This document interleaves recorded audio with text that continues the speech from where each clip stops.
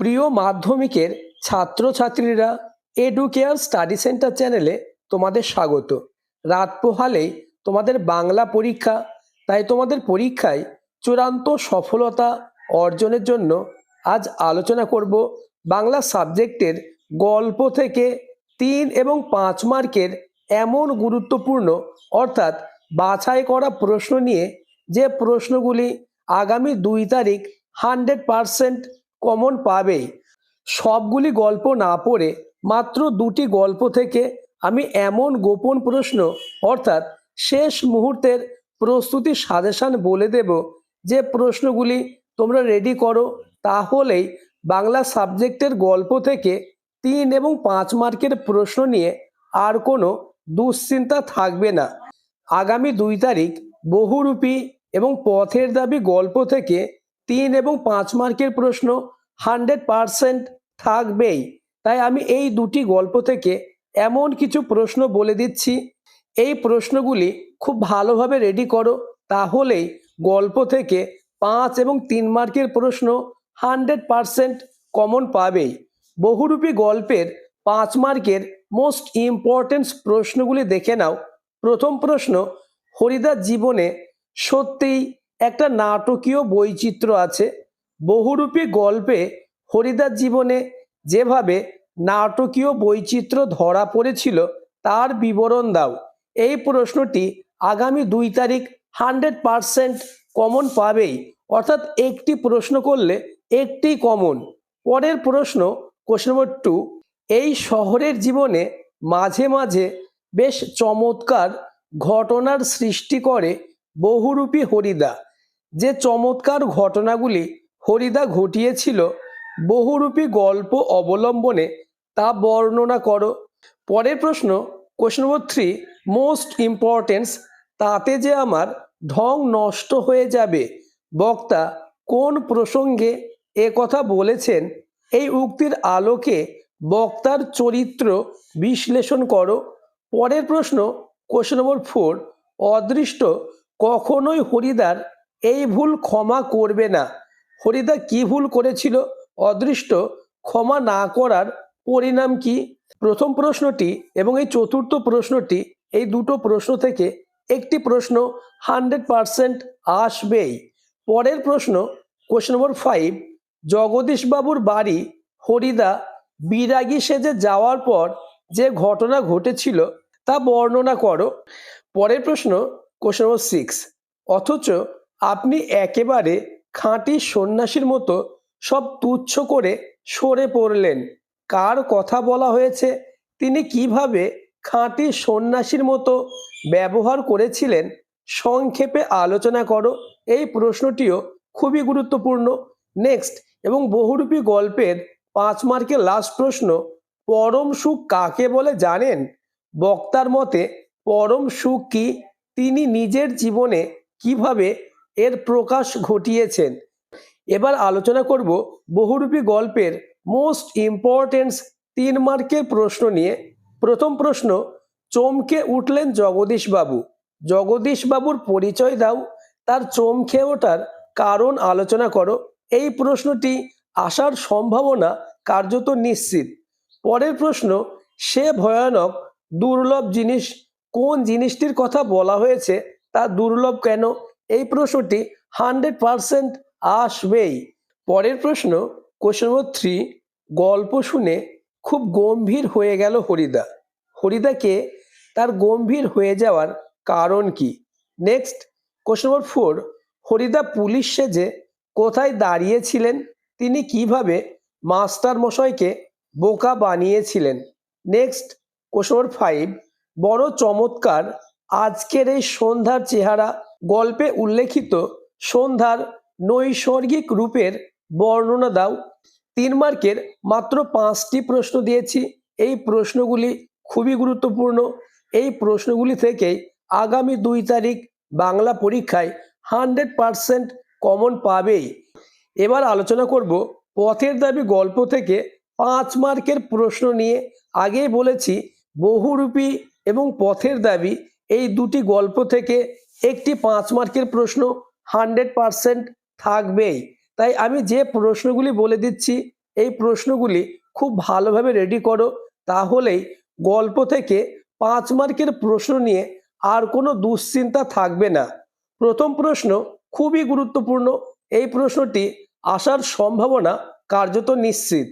বাবুটির স্বাস্থ্য গেছে কিন্তু শখ 16 আনায় বজায় আছে। বক্তা কার সম্পর্কে এ কথা বলেছেন? তার স্বাস্থ্য ও শখের পরিচয় দাও।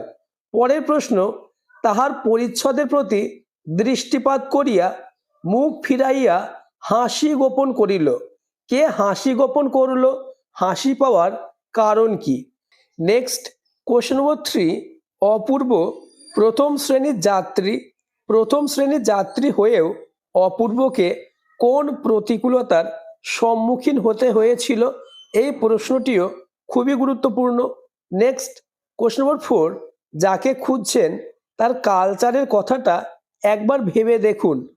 কাকে খোঁজার কথা বলা হয়েছে? যাকে থানায় আনা হয়েছিল তার কালচারের পরিচয় দাও। মাত্র 4টে 5 মার্কের প্রশ্ন দিয়েছি। এই প্রশ্নগুলি থেকে একটি 5 মার্কের প্রশ্ন কমন আসবেই। এবার আলোচনা করব পথের দাবি গল্পের 3 মার্কের সব থেকে গুরুত্বপূর্ণ প্রশ্ন নিয়ে। এই প্রশ্নগুলি আলোচনার আগে চ্যানেলে নতুন হয়ে থাকলে চ্যানেলটিকে সাবস্ক্রাইব করে দেবে এবং ভিডিওটি তোমার বন্ধুদের মধ্যে শেয়ার করে দেবে। প্রথম প্রশ্ন, দেখি তোমার ট্যাকে এবং পকেটে কি আছে? বক্তা কাকে উদ্দেশ্য করে কথাগুলো বলেছেন? তার কাছ থেকে কি কি জিনিস পাওয়া গেছে? নেক্সট, কোশ্চেন নম্বর 2, বাবা একদিন এর চাকরি করে দিয়েছিলেন। বক্তা কে? তার বাবা কাকে কি চাকরি করে দিয়েছিলেন? খুবই গুরুত্বপূর্ণ। পরের প্রশ্ন, এই সুখবরে তারা সব খুশি হয়ে গেল। কারা কেন খুশি হয়েছিল? পরের প্রশ্ন, কোশ্চেন নম্বর 4, তার লাঞ্ছনা এই কালো চামড়ার নিচে কম জ্বলে না। বক্তাকে তার কোন লাঞ্ছনার কথা বলা হয়েছে? মোস্ট ইম্পর্টেন্স এই চতুর্থ প্রশ্নটি। নেক্সট, কোশ্চেন নম্বর 5, কিন্তু বুনো হাঁস ধরায় যে এদের কাজ। বক্তাকে তার এই বক্তব্যের কারণ বিশ্লেষণ করো। পরের প্রশ্ন, কোশ্চেন নম্বর 6, বাবুজি এসব কথা বলার দুঃখ আছে। বাবুজিকে কোন প্রসঙ্গে এ কথা বলা হয়েছে? পরের প্রশ্ন, কোশ্চেন নম্বর 7, কেবল আশ্চর্য সে রোগা মুখের অদ্ভুত দুটি চোখের দৃষ্টি। কার চোখ? সেই চোখের বর্ণনা দাও।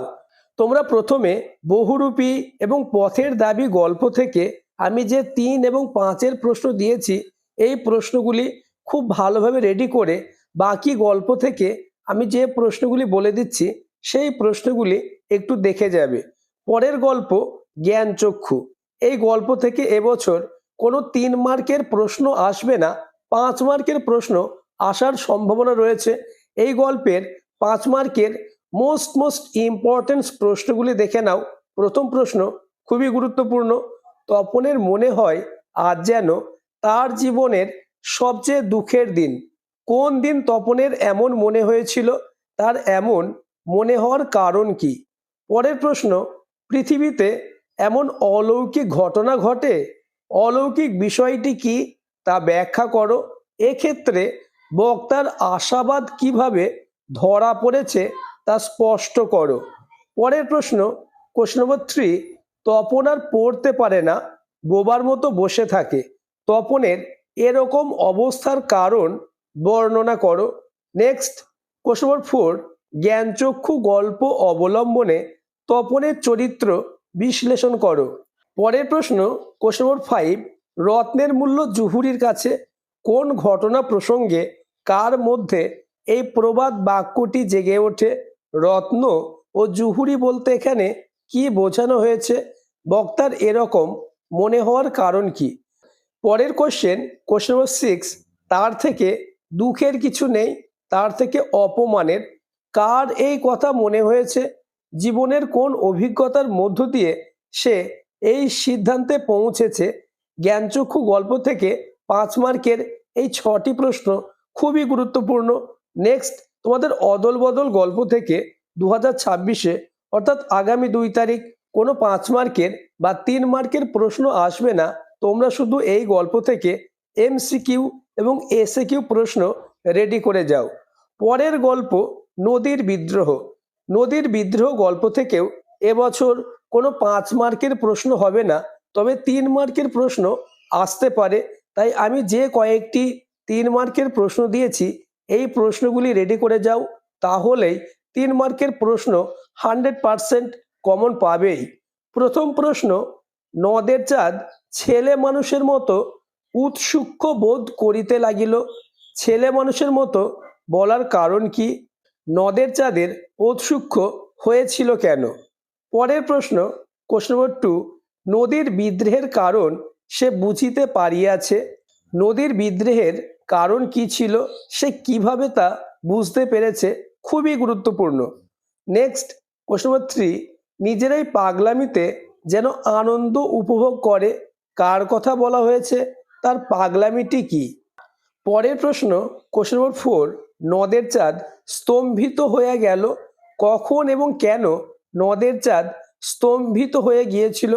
নেক্সট এবং আজকের আলোচনার লাস্ট প্রশ্ন, কোশ্চেন নম্বর 5, 30 বছর বয়সে নদীর জন্য নদের চাঁদের এত বেশি মায়া একটু অস্বাভাবিক। এত বেশি মায়া বলার কারণ কি? সেই মায়াকে অস্বাভাবিক বলা হয়েছে কেন? আলোচিত প্রতিটি প্রশ্ন খুবই গুরুত্বপূর্ণ, তাই গল্প থেকে আমি যে 3 এবং 5 মার্কের প্রশ্ন দিয়েছি এই প্রশ্নগুলি থেকে তোমরা 100% কমন পাবেই। তাই পরীক্ষার আগে অন্তত একবার হলেও আলোচিত প্রতিটি প্রশ্ন তোমরা দেখে যাও, তাহলেই গল্প থেকে একটি 5 এবং 3 মার্কের প্রশ্ন তোমরা কমন পাবেই। পরবর্তী ভিডিওতে আমি এই রকম সায়েন্টিফিক কবিতা থেকে 3 এবং 5 মার্কের প্রশ্নের শেষ মুহূর্তের সাজেশন নিয়ে আলোচনা করব। তাই চ্যানেলটিকে সাবস্ক্রাইব করে পাশের বেল আইকনটি প্রেস করে নোটিফিকেশন অল করে দেবে এবং ভিডিওটি তোমার বন্ধুদের মধ্যে শেয়ার করে দেবে।